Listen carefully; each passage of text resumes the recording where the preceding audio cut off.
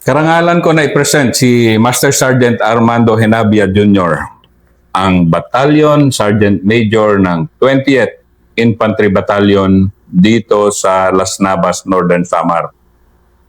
Mahaba-haba yung kanyang listahan ng war stories dahil siyempre mga katulad niya mga kumbate. At hindi dito sa 20th Infantry Battalion ng ilan ng laban niya. Pero bilang pagpupugay sa mga pinanggalingan niyang unit, isa-isahin natin yon, mga encounter niya. Okay, Sam. Ako pala si Master Sergeant Armando Henabia Jr. Ito 72 Infantry Philippine Army. Battalion Sergeant Major ng 28th Infantry Willid Battalion, 8th Infantry Division Philippine Army. Ito po ang kwento na aking pagsiservisyo mula private at mga karanasan na dinaanan nung ako'y nasa combat operation pa.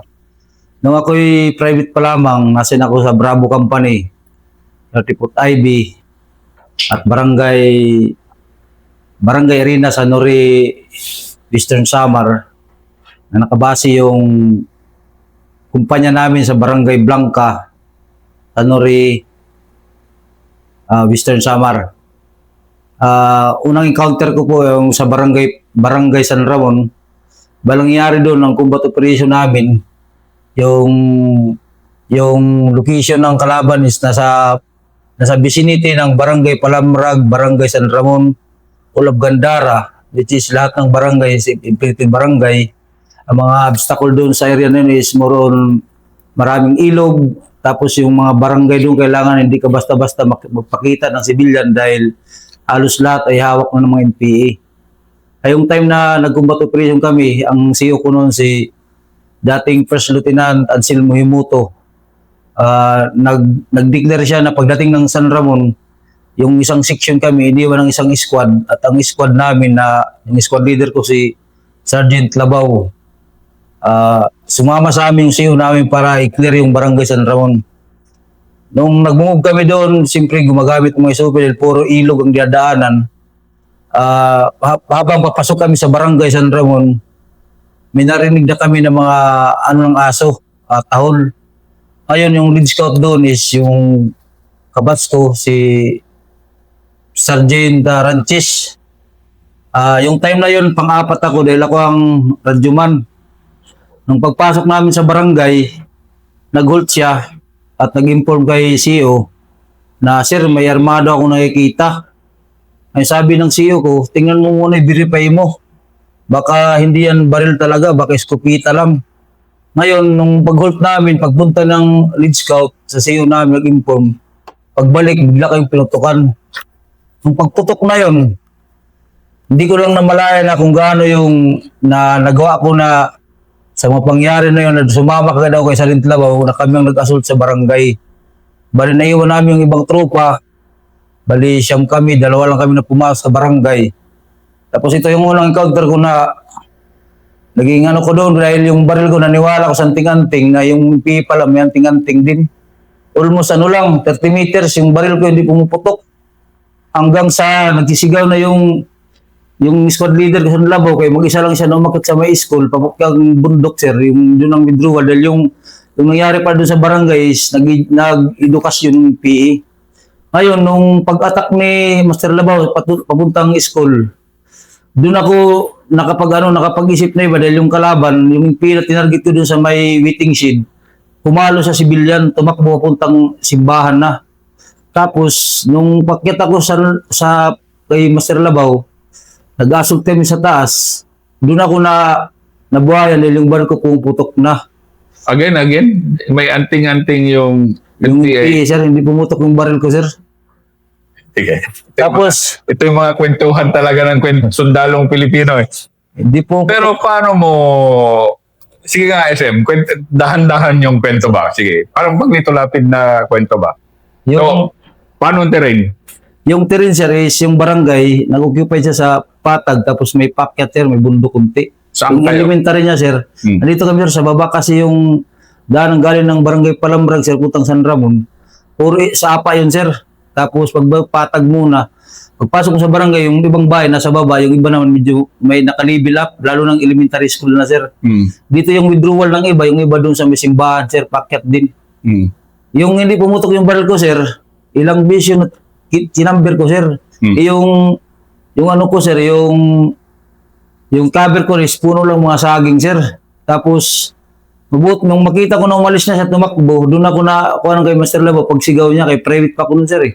Pero anong kwan nung NPA? Parang kampante lang. Hindi siya, sir, hindi niya ako sir natugan, sa likod niya ako, sir. Nakaupo siya sa lupa, sir, nakasandal sa haligi ng waiting shed, sir. Tapos nung marami ng putok doon sa taas, Mr. Labaw, na binabaril din kami sa baba. Sumali niya, sir, nag-withdraw siya papunta, gumit na sa mga civilian, sir. Kasi naalala ko po yung naka Filipino, ayun, camiseta de chino, sir, na kulay brown. Yun, Yung tapeta. Yes, sir, nakatapita. Hindi talaga pumutok. Nung after doon nag-assault kami sa taas, pag sabi ni Mr. Labaw na clear na, bumalik kami. Pagbalik ko sa baba, nakuha ko pa, sir, yung backpack dyan na may laman ng mga aklat, may mga IED, detonating cord, blasting cap, tapos magazine, sir, ng M16. Tapos may bala, sir, tapos mga subversive document. Pero na-encounter mo yan, ah. Yes, sir. Tapang, ah. Tapang na private. Hindi ko na masyado na rin, sir. Parang ganun na lang ako, sir, nung sinisipa ako nila, sir. Dahil, bakit hindi mo daw binaril? Sabi binaril ko, hindi nga pumutok ang baril ko. Pero nung assault kami, sir, nalaman lang namin, sir, nung pagbaba namin sa baba namin, sir, clear na. Nung nandun na kami sa baba, sir, habang pinatawag ni CEO ko, ni Sir Remoto yung tropa, in-snipe siya, sir. Tinamaan siya sa ulo, sir, pero daplis lang. Kaya yung pangalawa na yun, sir, na nadaplisan siya, sir, nagano kami din, nung tinutubo na kami sa baba, may sibilyan na, sir, na nahagip. Kaya yun, pag doon ni Sir Remoto, nabalikan ulit yung high ground, bali medyo marami na kami doon, sir, mga 5 na kami na umakyat, sir. Tapos, pagbaba, sir, ang ginawa ni CEO, na-declare ko na rin yung nakuha ko na backpack, yung mga laman na nga sir ng IED, detonating cord, mga aklat, sa mga nag-edukasyon pala sila doon, sir. Pinulong-pulong yung buong barangay, tapos pinapirma, sir, na yung nagulo hindi kami, yung NPA ang nauna sa amin sa pumutok. Kaya yun, sir, pinapirma. Kaya yung nangyari doon, sir, hindi naman kami na sa human right. Pero ikwento mo nga SM muna yung anong buhay doon. Kasi galing ako ng San Jorge. Ang ganda ng mga resort doon ngayon. Oo, sir. Pero nung panahon na yon, Sa panahon nun, sir, mahirap din, sir. Kasi una-una yung parang barangay San Ramon, kung lalakarin mo, sir, babalik ka pa ng Palamrag. Yung pinaka madali na nila, sir, yung maglakad lang talaga, sir, ang dadaanan nila, sir, yung mga sapa. Yung maliit na ilog lang, sir. Hanggang doon makalabas ka sa may gandari, yung malaking ilog, sir. Para doon nila yung mga produkto nila, sir, ng mga kupra, sir. At saka abaka, sir. Yun ang sir, hanap buhay. Tapos iba, saging. Hirap na hirap yung barangay yun, sir. Kasi makita yung mga bahay nun, sir, mga lang, sir. Yung ginawa sa talahib lang, sir. Yung tawag dito, kugon. Mga bahay nila. ang San Jorge. Yung sir, yung barangay San Ramon, sir, ng San Jorge. San Jorge. Yes, sir.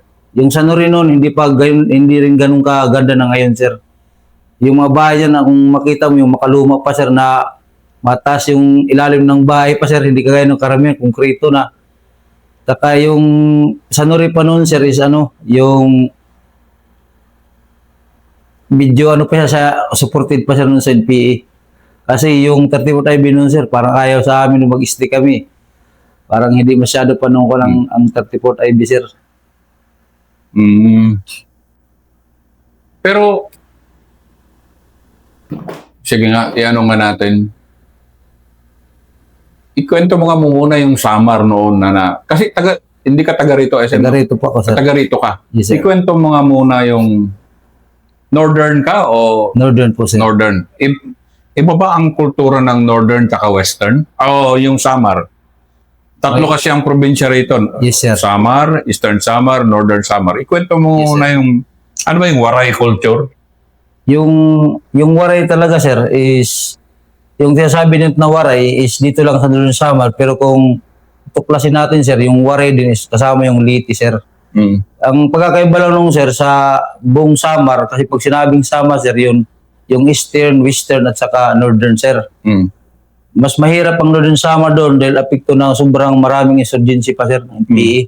Sa time nung kaysa sa West at saka since na yung history ng NPA dito sa Samar, sir, is nag-umpisa sa Basi Mm.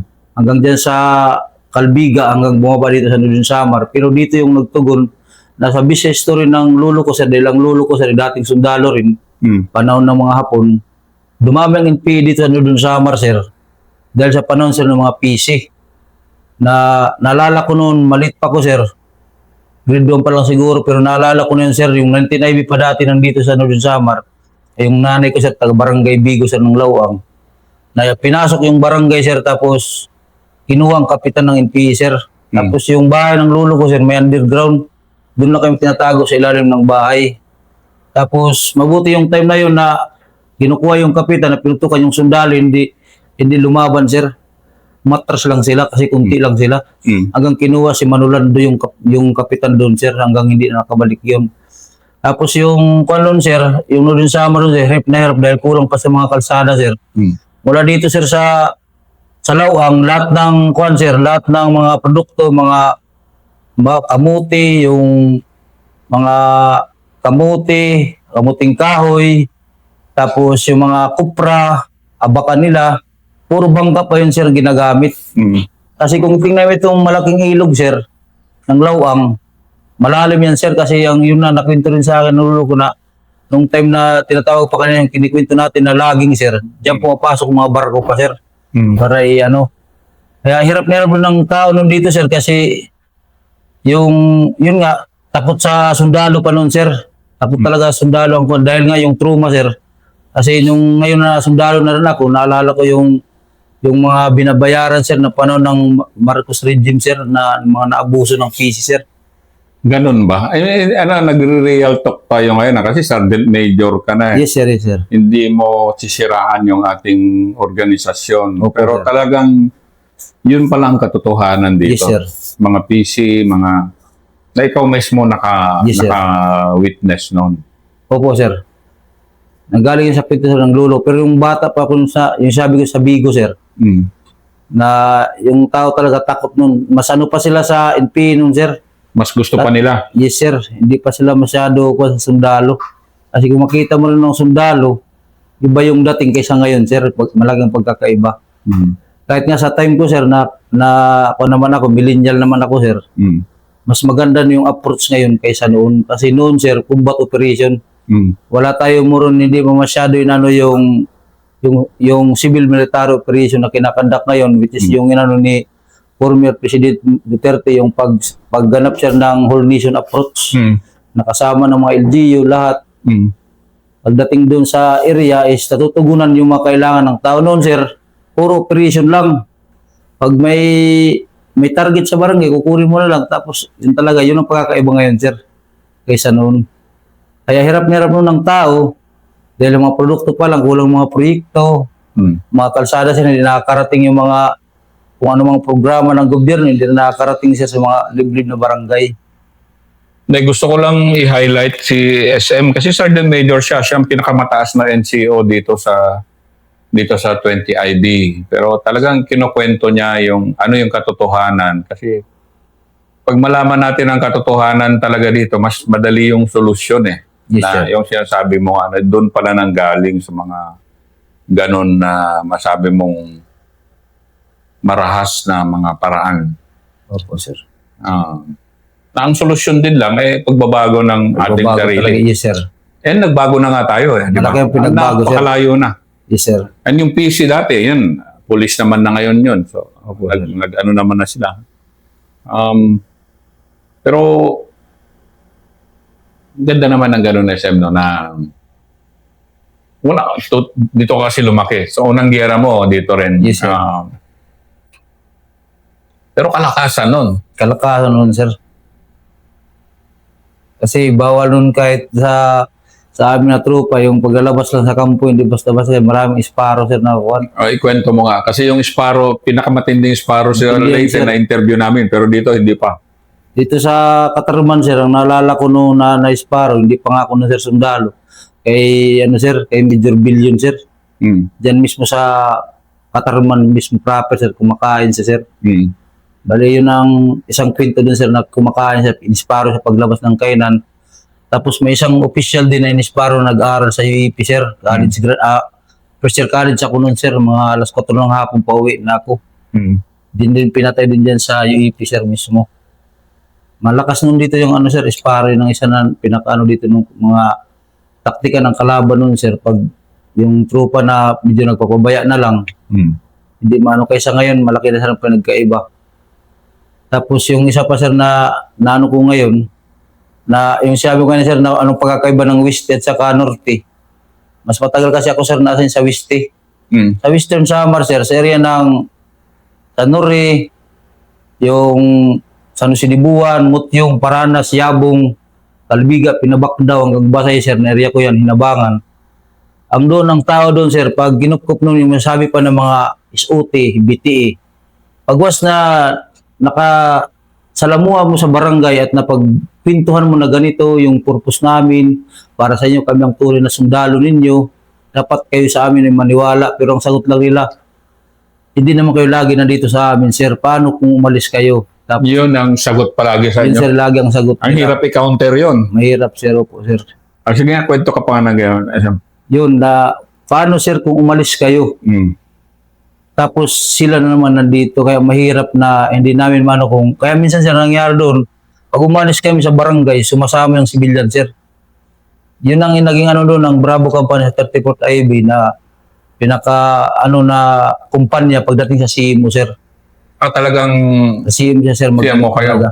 Si sir, kasi muron yung kung sa scoreboard, sir, ng kuan, mas malaki, sir, sa CMO na kuha kami ng loob sa civilian kaysa sa operation, sir. Kaya yun nga, sir, dati yung operation, hindi kagaya ngayon na may sustainment siya, sir, na pag lumabas, may MCSP, may MCSP na para sustainment. Doon, wala, sir. Parang hindi binibigyang pansin yung programa ng mga SOT, BTE. Okay lang siya sa una, pag nandoon, pag walang sustainment yan, sir, hanggang iiwan na naman siya.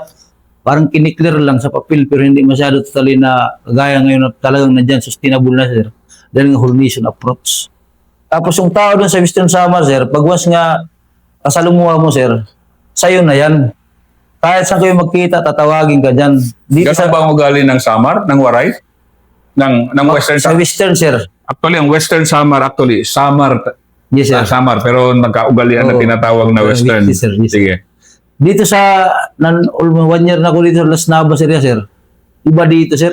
Kahit nandyan ka na sa kanila, halos pero parang iba pa rin ang ano nila. Hindi pa rin 100%. Yung parang ibibigay yung tiwala sa'yo. Doon, ibibigay sa'yo, parang nandyan na, sila na mismo bibigay ng info sa'yo. Kung anong, lalo kung sa labas mo, sir, balugan kayo nagkita, ibigyan ka ng informasyon. Pag sinabi mo, kumusta ng barangay ninyo? Sir, ganito ang nangyari doon, buwabalik na naman sila. Dito, sir, iba. Dito sa Las Navas, matigas yung anong puso nila.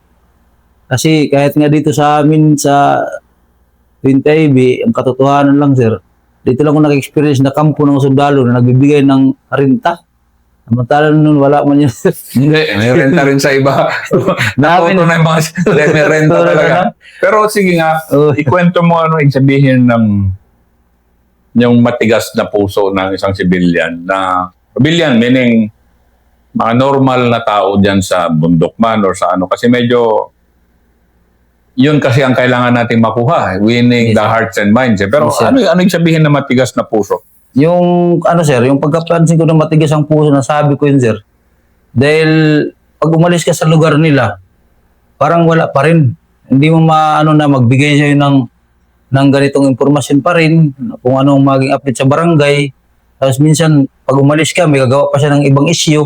Gawin kayo ng issue. Kaya dito sa amin, sir, at Tintaybi na yung may nangyari sa isang barangay dyan, tapos yung barangay chairperson nila, nag-react pa sa liga ng dito sa munisipyo na kailangan daw yung sundalo kay puro daw nangungutang na ganito, dapat kami ang sundalo daw ang sir, yung mag-logbook sa barangay nila. Baliktad. Baliktarin, kami ang maglalagbook. Di, nag-ano ko, nasa Sari Major, kay CEO, parang malabo yata yun, sir, parang tayo bibilangin. Ganito, parang ganun, sir. Tapos, pumansig ako sa San Miguel, sir. San Francisco, Quirino. Ilang beses na ako pumunta doon, sir. Pero pag pumapasok ka sa barangay, kahit meron dyan tropa, sir, yung parang ini-scan ka pa rin nila. Tinitingnan ka pa rin, hindi yan, kahit unahan mo magpagngiti ka o wala. Tapos parang wala lang. Parang namamount yung nandiyan ka sa kanilang lugar na ganito, sir. Na naka-uniforme ka na. Oo, sir. Hindi pa rin masyado. Meron lang mangilan yung tropa mismo na nakakasalamuhan nila, pero in a short time lang, sir, hindi totally na makuha mo yung heart and mind talaga mismo nila. Ganun ba? Oo, sir, yun ang na-observe ko dito sa Las Navas. While sa Samar, sir, parang Matuginaw, sir, matagal man ako Matuginaw. San Jose, Katbalugan, Hinabangan, Pinabakdaw, Kalbiga, hanggang Basay. Iiyakan ka talaga, sir, pag umalis ka. Sa unang araw, medyo makiramdam sila sa'yo. Pero pag pinakita mo, mahilig mo kami nun, sir, pag nag-operate sa barangay, marami kaming kindi, mga biscuit, tapos pag magpapalaro kami sa mga bata, kausapin namin sila, tapos ganito. Ngayon, pag ilang araw na, sir, una, hindi yan sa'yo makiramdam muna. Pangalawang araw, pangatlong araw, nandyan na sila lahat, sir. Sila mismo rin magtuturo dyan, sir, kahit patago. Gagawin lang paraan, sir. Sila magtuturo na yan ang dito sa barangay. Kaya nangyari, sir, sa Basay kami, sir, na sila mismo magturo na ito yung dito sa barangay, pinakatawag na, pinaka-kangaroo daw, sir, yung ng BOP mismo. Hindi mahirapan. Pero puro patago yun, sir, at least sila nagbo-volunteer sa barangay pa lang. Binabalikan ko kasi itong sinasabi mong Las Navas kasi nga may malalim kasi na Malalim dahilan. Yan Yes, sir. nga yung San Isidro. Pero yung sa Laging, dito man kasi, Northern Samar man. Yes, sir. Sa tingin mo yung bang rason na medyo mas malalim talaga yung tao dito? Yung Posible, sir, kasi yun nga, yung sabi pa ng lolo ko na si Victorino Nubio, sundalo mo yun, sir, panahon ng hapon. Dahil nga dun sa pang-aabuso, mga producer na parang yung trauma ng tao, hindi pa rin nawawala. Tapos yun nga, yung hindi kagaya ngayon din na mayroon na tayong coronation approach, parang nandyan pa. Pero kung i-compare mo naman noon sa ngayon, medyo mas maganda na ngayon kaysa noon. Pero yung heart and mind na sinasabi natin, sir, hindi pa totally basta-basta natin makukuha yung loob nila. May ilan lang barangay, pero mabibilang mo lang yung tao, sir, na parang voluntary na ibinibigay nila yung sir, tiwala, sir. tiwala. Yes, sir. Na yun yung isa sa pinakamahirap yun na gawin. Yes, sir. Yun ang pinakamahirap na gawin. Kagaya ngayon yung kinukompront namin is ilan na lang na personil. Mayroon man iba na kuha, pero kailangan, mo talaga, address mo pa rin yung pag-evaluate doon sa information. Kaya mamaya, baka balik ka rin ka, sir. Diretso pa naman yung diary, sir, reklamo kaya sa social media. Mga ganun, sir, na estilo, lalo na ngayon, na yung social media. Ano na talaga siya. Kaya, yun, double, talaga, sir, i-evaluate mo talaga yung information, hindi sisiraan ka lang ba o pasakayin ka lang. Kasi mahirap yun dito yung mga deception na style. Parang kunwari lang, tapos mabaliktad ka. Kahit nga ngayon sa barangay, bawal na kami sa barangay Mantala dati yung sundalo, pwede sa barangay. Ngayon, ilalabas ka sa barangay, hindi ka pwede. Parang ayaw nila na nandiyan ka pa rin. Yung latest namin sa tropa ngayon, meron dati kami matagal yan sa Quirino. Ngayon, pinalabas na sa barangay. Kaya yun nga, ang mga issue, sir, na iwanan mo lang silang ilang buwan. Pagbalik mo, mag-iba na naman yan. Yan ang pinakamahirap. Sige nga, SM, yun ang pinakamahirap talaga na challenge natin. Yes, sir. Hindi naman lahat yan maupuan natin. Pero pag iwanan mo, iba na naman, sir. back to zero ka pagbalik Yes, sir. mo. Back to zero ka ulit, sir. Hindi mo naman mo yung tiwala. Sabi ko pa, hindi mo talaga makuha basta-basta ang tiwala dito sa Las Navas, sir. Iba yung nila. Iba yung sistema ng pagtanggap sa sundalo, sir. Hindi mo masyado mapagkatiwala. Maliban siguro kung kapamilya mo, mga relatives, ganun, sir. Pero kahit nga, kagaya sa akin, sir, yung lolo ko, taga dito, taga Caganayan, taga Inuma, pero hindi ako pumupunta doon, sir. Kasi may mga pinsan akong taga dito sa Katubig area, sa barangay,